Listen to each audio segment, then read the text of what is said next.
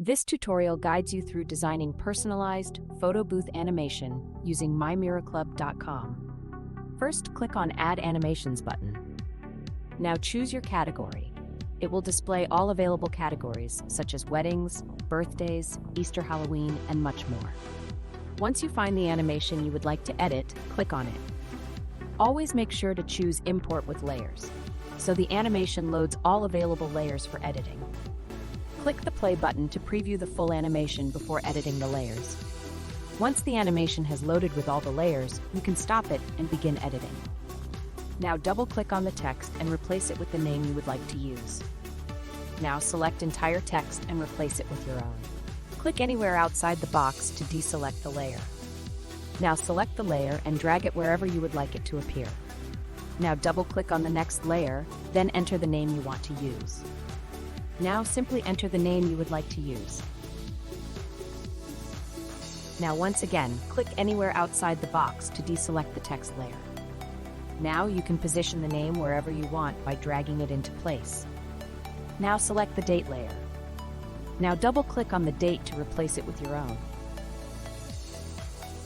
Once again, click outside the animation to deselect the text layer.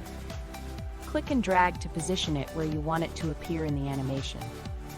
You can now go to Timelines to enhance the animation. Simply click and drag to position it where you want it to appear in the animation.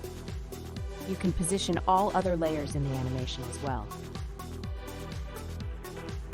Now click Done when you are finished, adjusting the timeline positions. Now you can click on the play button to preview all your changes. Select the font style you would like to use for the text. We offer many options. Changing the font style may affect the placement, so you may need to reposition the text layer. Choose the font size you would like to use for this text. Then reposition it if needed, since changing the font size may shift its placement. You can also select a transition. We currently offer fade and swipe, and we're working hard to add more effects soon. Double-click on the text to select it if you would like to change the color.